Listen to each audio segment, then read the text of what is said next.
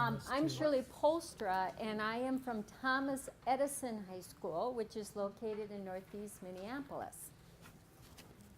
I'm Barb Pederson. I'm from Roosevelt High School, which is in Southeast Minneapolis. And I'm David Sylvestre. I'm from Patrick Henry High School, North Minneapolis, right near Brooklyn Center. So what is Career in Tech Ed? Career in Tech Ed is a program that provides students with employability skills, with academic skills, and technical training skills. Our students, it's all funded by the Minneapolis Public Schools through the Carl Perkins Act. So within CTE, within Minneapolis, we have many different pathways, and you're going to have the opportunity today to hear about all the different pathways between the three different schools, which are completely different almost, except for a few. Like you're going to learn about Project Lead the Way, manufacturing, business, personal care, graphics, constructions, automotive, health careers, and it all follows right into what work-based learning is all about. And what I want you to do in your folders, on the right side, it's about second to the last page, I think, you'll see a handout that says Work-Based Learning in Minneapolis Public Schools, Learning by Doing. And you will see that what work-based learning is about is you have your work site, you have your school-based, and then you have what we call connecting activities and what falls right underneath each. And then we outline for you what does that look like within Edison, Roosevelt, and Patrick Henry, and who our business partners are, which is really important to keep our programs to be successful, but also because we are preparing our students for the real work and the soft skills and things they need for the future. We want to make sure that we have the partners at the table that are guiding us and directing us in each of the steps. So within in answer to the question, what is work-based learning? Students, just as background, students within our schools, I know in Patrick Henry itself, we are 90% or more students who are eligible for free and reduced lunch. I think that actually across our three schools, students are coming from situations where they may be the first to be going to college. All the more reason for them to have background. We many times are that guide and coach for the students. They may not have a parent and or a neighbor like many of us have had, where they would be able to guide them and say, you know, I know somebody in that field, let me help you to move to that next step. We support them in their career development. The big idea is that they would have long-term skills. It's not just that they would have a job at McDonald's or at a department store, but that they would have a plan for what would they do just after high school. Between high school and college. What would they do in the 2 years or 4 years that they're working in college? What are their plans for careers at that point in internships? What is their plan after they graduate from college? Or what is their ultimate career goal? What is their dream job? So it's the idea of helping them to have a long-term development of their career ability. You'll probably hear this throughout a lot of our presentation. Our employers and our business partners, they're asking for those soft skills. They've been asking for it for years. And so we see it as an opportunity to make sure that those students have good communication skills, good group development skills, good problem solving skills. What do you do when you don't know what to do? You go ahead and follow that step of asking someone, doing more research or whatever that would be. We're also looking at them having ability for long-term intelligent choices about their career development. So we're guiding them with that process. Okay. So what is work-based learning in Minneapolis? One of the strengths of our three schools is that we are a school-based program. There's a number of programs that are online or in support in that way. We really have been seeing the great benefits and the great opportunity for students where we have a relationship over years. We'll each be talking about after graduation, students come back and say, I started in, I was thinking I was going to go into the military. It didn't quite work out. Here's, I don't know what to do. And so we can talk with them about next steps and all. Many times, as we talked about, we are that family member, that neighbor, that that associate or the somebody down the block that would be able to help our students because they don't have much of that in their life. Many times their parents have 2 jobs. They are single parents moving through that. So a school-based program is really important. They're getting contact with us throughout the day and after school. Our coursework begins with a seminar program where students are in a semester-long course for career development. The next semester, they may be out in an internship or on-the-job opportunity. It's really a 2-semester cycle just like that. Students have opportunities in job shadows and or internships during school. And then also we connect them with post-secondary options. What is their knowledge of Hennepin Technical College or MCTC or St. Paul College? We have a number of connections that they can see and get comfortable with those choices for themselves. Okay. Madam. One of the things that we work with our students is to look at the challenges that they're facing. And as we all know, the cost for post-secondary education is just multiplying rapidly, going through the roof. I have a daughter who graduated about 10 years ago from a 4-year college. I cannot believe the costs, how in those 10 years, how costs have gone up. So one of the challenges is we want to be very proactive. And so, especially with our students coming from high levels of poverty, we want to make sure that when they embark on their post-secondary, whether it's a 1-year program, 2-year, 4-year, whatever program, that they are pretty focused and they kind of have a background knowledge and they're more able to enter into a program and be successful. So one of the things that we do a lot in our courses is explore. What are your options? Where can you go? Let's visit a work site. Let's see what that job really is.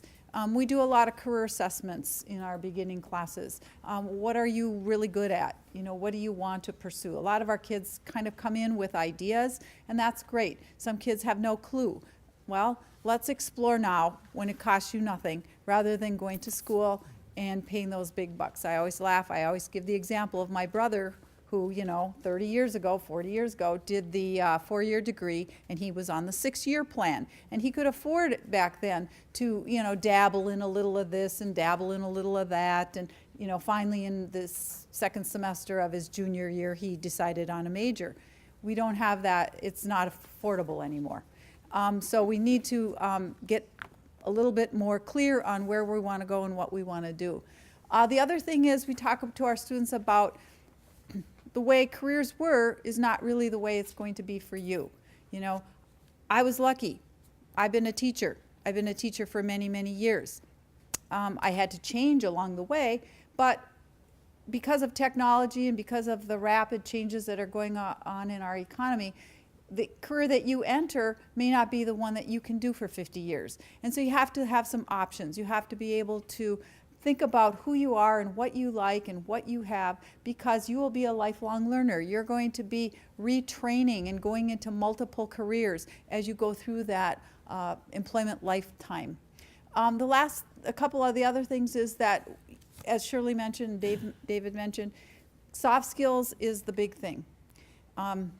We meet periodically with our business partners, and I work particularly close with the automotive people and the construction, and they always tell us, just last spring at the meeting, I can teach people the technical skills I need to teach them on the job. I can teach them what they need to know. I can't teach them how to come to work on time, how to communicate effectively and correctly with other employees, and what are all the different kinds of things that make you successful in a career, and those are going to be your soft skills or your employability skills. So that's something that we really try to make our students aware of, is that you might be absolutely brilliant, but if you can't work with other people, you're probably not going to be successful. That there's other things besides academic skills or technical skills that are going to make you. I always tell kids, your grades and your academic skills will get you the job. Whether you keep the job or get promoted on the job are those employability skills. We also talk a little bit about the fact that our economy is changing. It's becoming a global economy, and that we have to look, and students have to be aware of the fact that, again, some of our careers, it's lucky that a lot of our companies are looking for homegrown employees. And so where are the growth opportunities? How can you match? How can you be a player in that global economy? Next. Yep. We already talked a little bit about some of our strengths, and we really talk about the fact that we develop relationships. As David also talked about, I come from a school where a large percentage of our students are immigrants. They've just come to this country. They have maybe very, very limited English skills. They don't have an awareness of how you get a job in the US. What are the steps? I always tell my students, getting a job is like playing a sport. If you don't know the rules of the game, you're not going to be able to be successful. So there's some really weird, I always tell them, there's weird little rules, and you got to know about them, because if you don't follow them, nobody's going to hire you. And so those are the kinds of relationships that we develop with our students. And we talk a lot about being that support, and we develop a lot of relationships, and we get to know our students. I work with a lot of students in construction and automotive, and not so much health careers, but somewhat with health careers. And you get to know these kids, who they are and what they like. Just a couple weeks ago, Michael stopped back. We talk about kids who come back to visit us. When Michael left last June, he had his life. I'm going to be doing this. Don't worry, Mrs. Pederson. I got my life plan. Okay, Michael came back. I said, "Hi, Michael. How's everything going?" "Well, guess what? My plan didn't pan out." Life happens. Different things occur. So Michael's plan, about July, went down the tubes. So I said, "Well, Michael, what are you up to now?" "Well, he's working at Boston Market." Well, Michael was one of the students that took just about every elective he could in our area, in our CTE area. And I also knew Michael really liked railroads. In fact, one of his goals was he was going to go all the way out to the West Coast on a train. He just loved trains. I said, "Gee, Michael, guess what?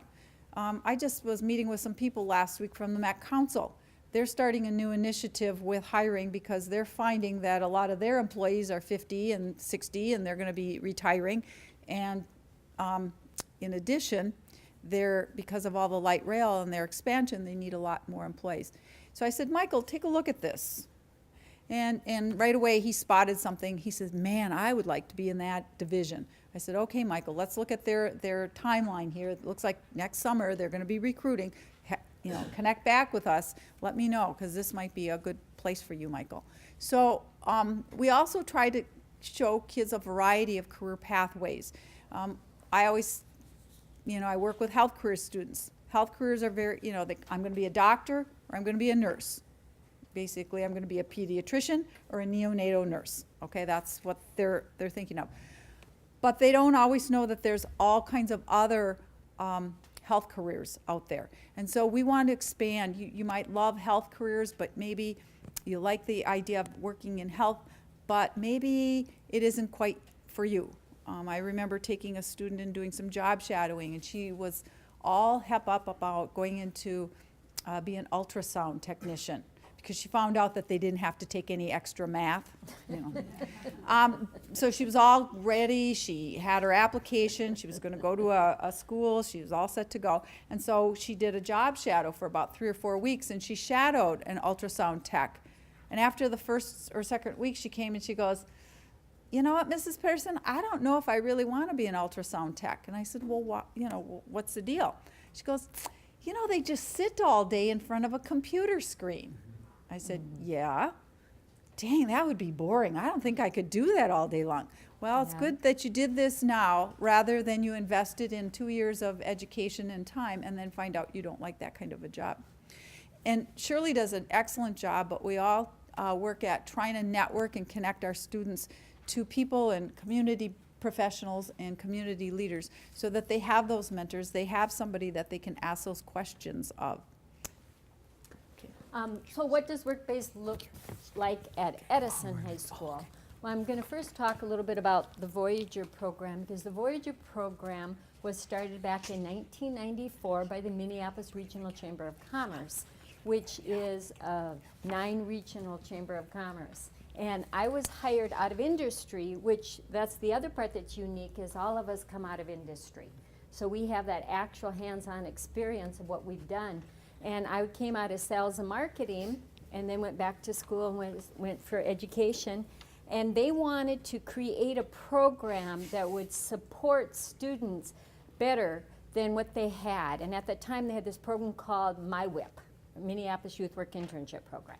And it was started by the mayor, which was a great program, but here's what you had to do. You just went to all the Minneapolis schools, you recruited students, about 10, 15, and these are usually the students that they wanted to get out of the school because they were acting up. And then they're coming to actually MCTC, where then I would train them on a Saturday on the coldest months of the year. January, February, March, and April. And I would try to get them there with donuts and juice, but that didn't always work. But then they would be placed in these incredible positions like General Mills and Pillsbury and Norwest Bank, you know, which is Wells Fargo. And I would have these students constantly not showing up for work. You know, I came from South Dakota, really hard work ethic, and I'm like, how do you do this? I just could not believe it. And one of the things we really discovered was they needed additional support. They needed that additional training. They needed mentors that could also come along and help. And so when we sat down with Minneapolis schools and the businesses, and we said, okay, what would this look like? That was the key things. 20 years ago, businesses were saying, we want those soft skills. Now fast forward, it's worse, because with all the technology today and with social media, they say that, you know, we're raising these students that do not know how to communicate effectively. You know, they can hashtag and they can do all the other little things, but how do they professionally communicate? And so the exciting part about the Voyager program, it's a 2-year program that the students start the junior year. They work for 2 years with me, and also they are part of like business classes. And so I come in and I work with the business teacher. So he teaches the academic, I teach the career soft skills. Then I bring on target mentors, and we have mentors that reinforce what the teachers are teaching and what the businesses are saying. And we usually have over 100 mentors from the Target Corporation that correspond with our students on a weekly basis on topics like, why is it important to go to school? What happens if I don't get along with somebody in a group? What do I do? I know I'm not, what's it in between aggressive communication, passive communication, and assertive communication? Some of those just basic things that we learn. Also, my students get a chance to go to luncheons and dinners. The Chamber of Commerce allows them to come. They get to sit right next to someone from a business, maybe a CEO, maybe even the president of the Chamber of Commerce. The MCs, Frank Vessalero is there, or here Angela Davis was here with the students. And they get to network, and they get to learn how to shake a hand, and they get to learn how to carry themselves, how to eat properly, you know, professionally. And then what's been really exciting is I was first approached back in 2010 to rebirth the Junior Achievement JA Company of the Year program. Now, I don't know, were any of you guys in Junior Achievement when you were young in high school? They had the program and then they dissolved it, and now they're bringing it back. And so we piloted, we partnered with Best Buy, and we created an international cookbook because we had 40 cultures and 20 different languages. And the students ended up taking 4th place at nationals at that time. But the thing about Junior Achievement is it brings the classes to life. It actually helps the students now. You know what? How many of them want to start their own business? You hear that, oh yeah, I want to be the next, you know, Bill Gates or Facebook. But they don't have a clue how to do it. And business partners, right now we're working with BMO Harris Bank. They come in, they work with me, they work with the teachers, and we have an entrepreneurship class. And we say, okay, if you're going to start a company, you got to start selling stock. Once you sell the stock, then you have your capital, then you got to pick officers within there, then you got to market, create a product, you got to market the product. You actually got to give money back to companies too, you know. and to nonprofits. And so they learn every aspect about that, which is really exciting. Also within Edison, you have digital media. And within our digital media, our students are learning photography. They're learning Adobe Photoshop, Adobe Illustrator. They're learning digital media surveys, photo editing, logo designs. We also have an e-studio. And so if we have students that can't afford a senior picture, they can actually go into the e-studio. They can get their senior picture taken for $10. And they get 30 poses. And then our students go in and edit the photos, and now they have graduation pictures. Well, I don't know about you, but my daughter graduated a couple years ago, and I think it cost me $200. And it was my sister that did it. But we had to take all the pictures, and we had to bring them in and get them all, edited. We also have personal care and therapeutic services, which within that program, we have the barber's program, we have cosmetology, the students are learning about massage therapy, all of those things within there. And they also work with our chemistry classes and also the art classes, and it kind of fulfills some of those art credits. And then, again, the business enterprise. Okay. Work-based learning at Roosevelt is different. You'll find that each of our schools has a work-based learning program, but each building, it's a little bit more unique because we have different pathways, CTE pathways. Our pathways at our school are construction and welding occupations.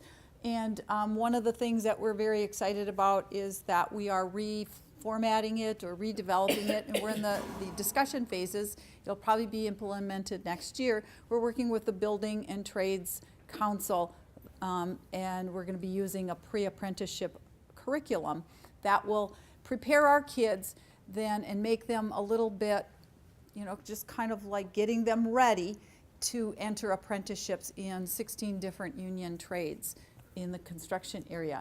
We have the transportation careers. We have two areas there. We have the auto body collision refinishing, and then we also have the auto service mechanical area, both very popular. We have health careers. Health careers is more of a program that exposes students to a lot of different varieties in the health careers, and it does offer some certifications.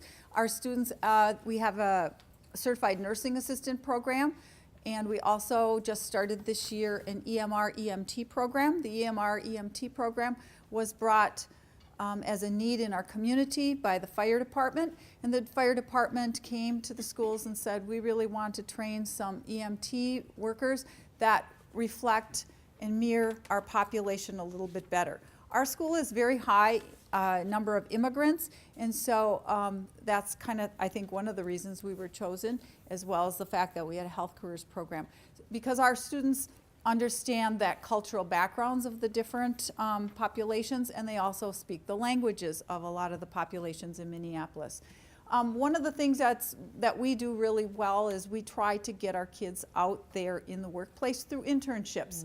Mm-hmm. It's a little more difficult with health careers because of the certification, so a lot of our students do job shadowing. And so just last year there was 24 students that did job shadowing at the Fairview system. The construction students, and you'll hear a little bit later on from one of our construction students, Dahlia. She learned a little bit about construction in her classroom, and then she did a summer internship.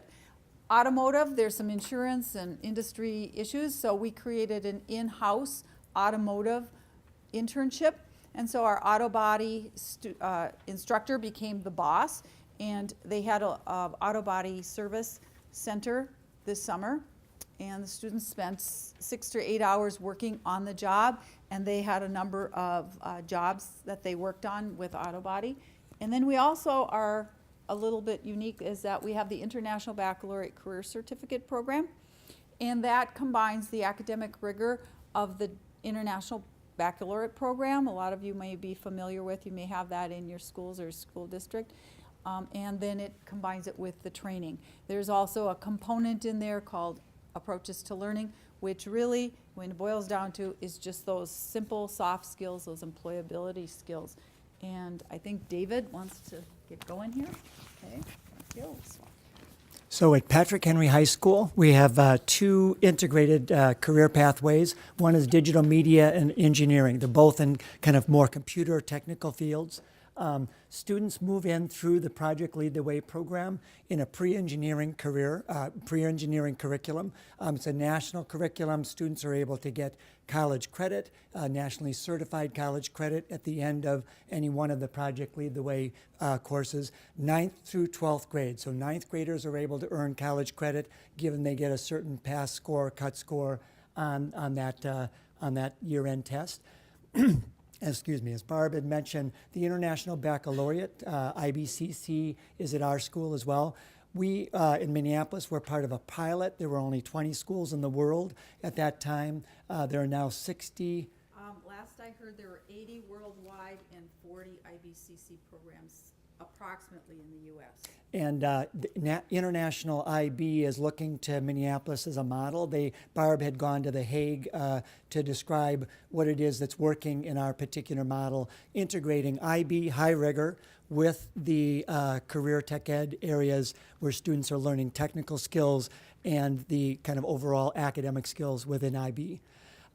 Shirley talked about the after-school programs that she had. It's a full-day opportunity for students. During the day, they would be taking career and technical education courses, in our case in digital media or engineering. And then after school, they're part of FIRST Robotics. Our FIRST Robotics team at Patrick Henry had advanced to championship 5 out of 7 years. So students are learning great skills during the day and then applying those skills in a more broad way with mentors after school. So all of our schools really don't end during the school day. We extend into the after school, and as we talked about, we even work with students after graduation. They come back, as Barb had mentioned, come back for advice. We have internships also, and you'll hear some of those references to internships with students during the videos here.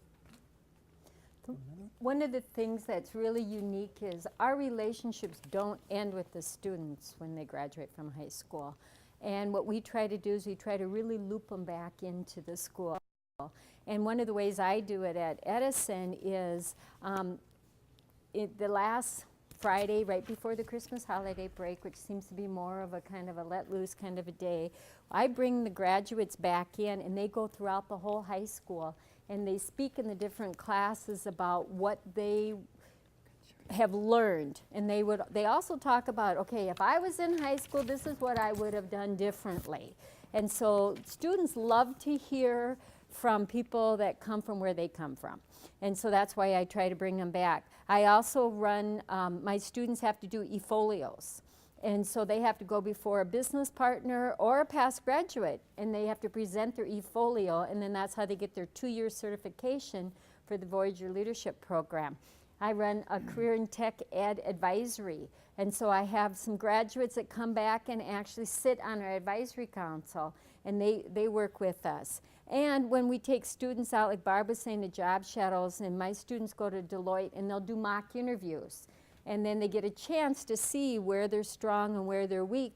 Maybe sometimes I have some students that couldn't make the visit, so then I bring a graduate in and they evaluate them. Our other business teachers and teachers, they bring graduates in too to evaluate some of the different projects.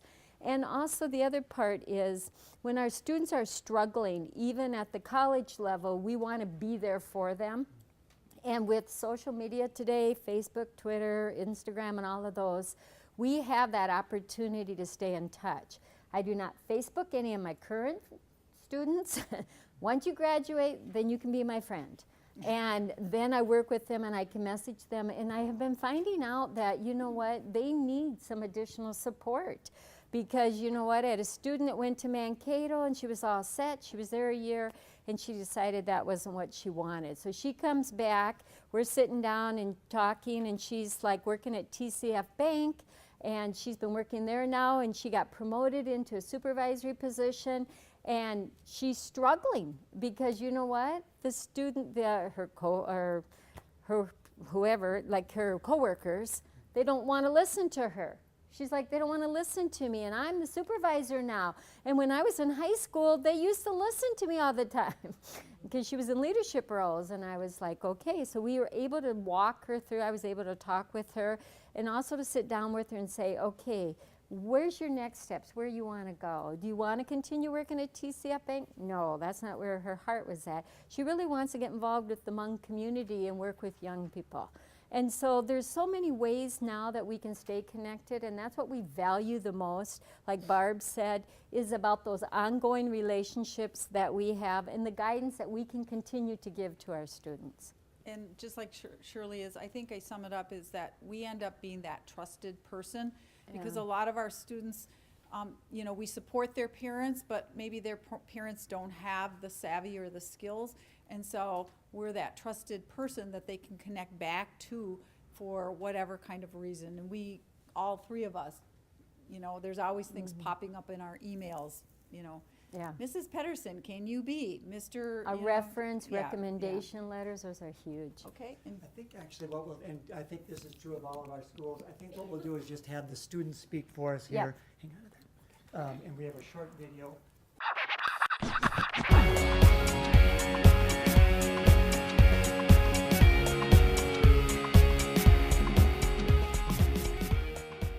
I was a part of the Voyager Leadership Program, which started my junior year and ended my senior year, where I learned about different careers, different aspects in jobs, such as HR, marketing, finance, and this is where I basically learned what I would want to do for the rest of my life. At the law firm where I worked, I had already known how to do a lot of the things that I learned in Voyager, such as resume writing and basically skills to interact with other people, where I had to do it on a daily basis. My program manager has helped me to receive many scholarships by aiding me in how I should write about different programs that I was in to show my leadership skills and my skills as a human being. I met my mentor in the Voyager Leadership Program, and the best thing I could say about my mentor is she helped me throughout my high school career. She helped me when I was down, when I didn't really want to go to school some days. She would tell me that this would benefit my future. She also helped to read my letter of recommendations and try to figure out like how I could incorporate other people's in my life in the scholarships that I had to write and different aspects of my college future. I'm at the University of St. Thomas and majoring in education.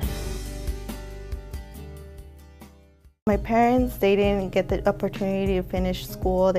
Both of them just went to the 6th grade, and knowing that my brother went to college, but he decided not to finish it, I would like to be the first one to complete college and just have a better life for myself and my own family. The class was mostly about the real world, the real life, how to get a job, how to do a resume, and I learned really a lot. I learned how to do online applications, paper applications, how to do interview questions, how to get a job, how to dress, what to take, how to be prepared. My internship was with under construction during the summer of 2014. We learned how to build porches, how to do foundations, how to demo a house, and how to site a house. It might look easy, but it's really hard, and I took skills from that. So if one day I ever have a house, I wouldn't really need to hire anybody. I could probably do it myself, and it'll cost me less. My plans for the future is probably to go to Hennepin Tech in my future and get an associate's degree in the construction field and get an apprenticeship and go on from there and be successful in life. I would recommend their children to get into this class just to know about the real world. They will learn about themselves as well, and they can go home and even teach their own parents about it or their siblings and help them get prepared for the future. My internship at Poelstra in Minneapolis was an internship that I can't forget. My teacher recommended me to take this internship because I was already taking engineering in school, and basically he wanted me to gain more experience. And since we had this opportunity at Henry, he wanted me to take the chance and do it. There was only 4 spots open, so I was one of the few lucky ones to be accepted. Some benefits of the internship was that I got an experience that most students didn't get, and plus I'm in engineering in the school, so it helped me greatly because basically I get to learn more about it and get hands-on experience on how to do things that people already got their degree and working in their profession. One of the person I worked with most throughout the summer is Neil. He was one of the engineers in R&D, research and development. And what I did with him was working with products that has already been made. I was to test them if they were defective or not, and basically record all the data and send it to him. I believe it will help me in my future because it gives me experience, and I will need that experience for future internships and for my career. And even though I wasn't thinking about biomedical engineering, now I got a glimpse of it, and I think that I could possibly use it as one of my options. This internship throughout the summer, it was one of the first internships I had with engineering, which was really awesome because I never really had a chance to go see engineers do their work and go on site and actually do it myself.